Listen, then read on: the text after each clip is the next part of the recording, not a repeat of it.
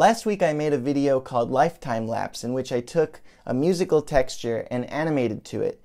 And making the musical texture was super fun and also fairly simple to explain. So here's a video dedicated to how I made that musical texture. So first of all, the texture sounds like this.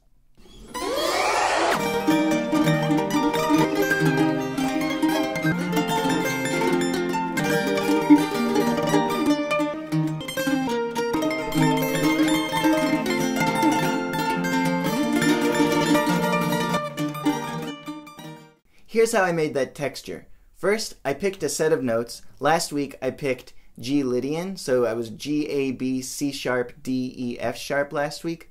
But this week we're going to use E Phrygian, which is E, F, G, A, B, C, D, E, which is really just the same notes as in the key of C, but I'm thinking of E as like the central, fundamental, home base tone.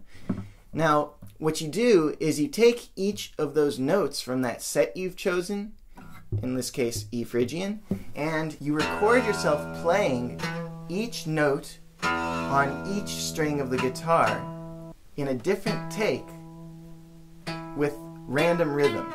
So the first take would be just the low E string, playing E, and I'll play E in as many ways as I can without paying attention to rhythm very much, just using the low E string.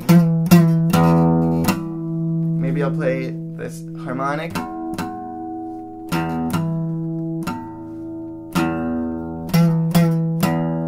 And so I'm just playing E's. And so you record the low E string playing E, and then you do that for like a minute. And then on the next string, you make a new track, and you record E again. This time, you know, it'll be on different frets, of course.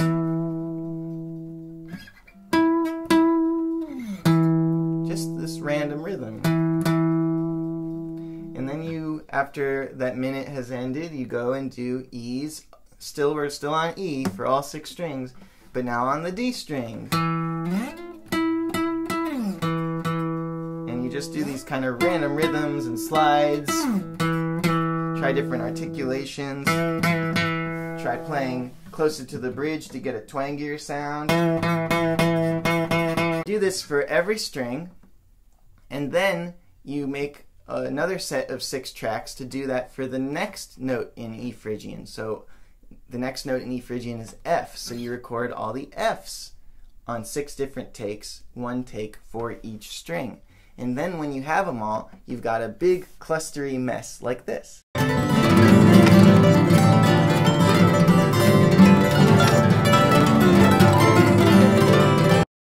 Now you will actually slice up the tracks rhythmically along the timeline every measure. So every 4 beats, if we're in 4/4, you cut down the tracks so that you've got every track sliced up into whole notes.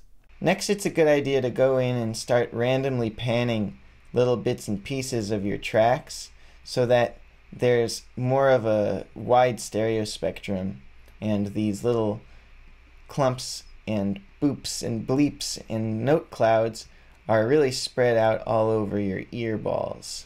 Now we get to my favorite part. What we're going to do is go in here measure by measure and just mute certain notes so that whatever is left over forms a chord. Like, let's say we wanted to start with an E minor chord.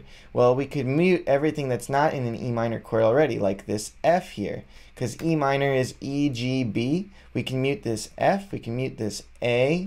I'm just taking all of the 6 strings of F and A and muting them here. We're going to leave B because that's in the E minor chord, and mute the C because that is not in an E minor chord. And we can mute the D because although that's in E minor 7, I just want a straight up triad right now. So what we're left with is this E minor chord. Here's how it sounds. So if I loop it, you'll just hear a loop of E minor.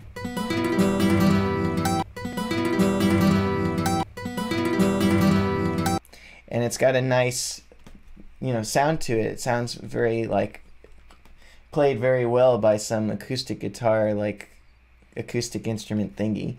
And so next we could go to another chord. It could be a chord you're thinking of in advance, like E minor, or you could just start muting things kind of like by sight and see what sorts of combinations you get, what sort of sounds you get from different combinations. Like, what if I just do that? I'm not really sure what I did. I wasn't really paying attention. Let's hear what this sounds like. Nice spacious chord. Here it is looped.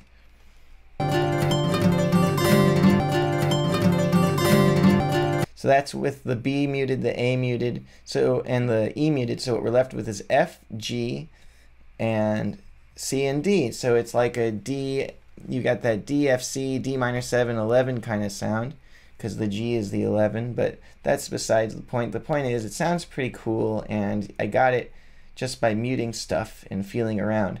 What if the next chord is a G major chord, a G, B, and D? So I would just mute anything that's not in a G major chord. And you can just go on and on like this until you have a progression that you like. And it's just a beautiful way to compose chords and get an awesome texture. Here is the first 3 measures together.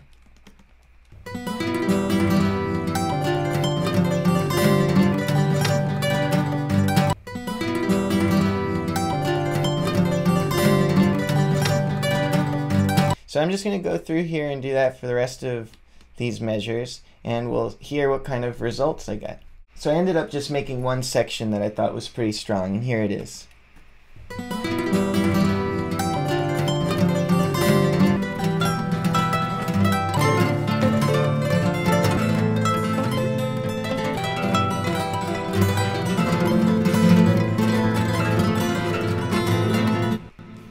So I think that's a nice chord progression there, and I just continue writing from there and see what comes out. Now the last step is to actually speed this thing up.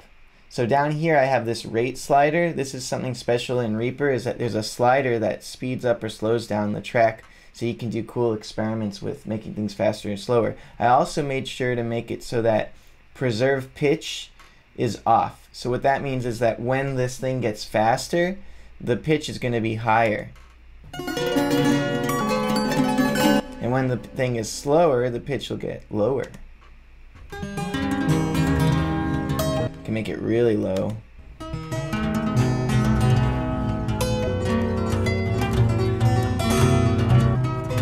Now we're in a totally different world. So I like to mess around with this rate thing because I think it kind of glues things together. It's a very glitchy way to write this whole process. There's other ways to smooth things with fades, but if we're trying to work, you know, with glitch and make it crisp, I think speeding it up sounds pretty neat.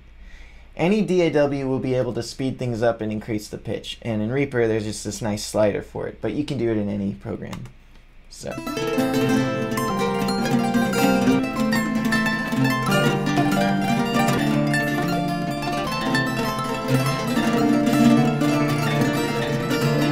I just think that's so inspiring.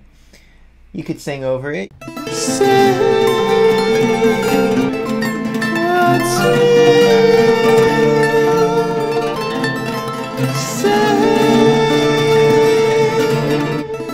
what's real.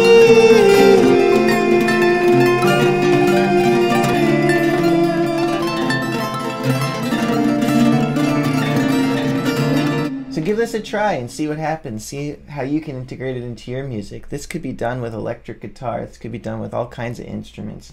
Say what's real.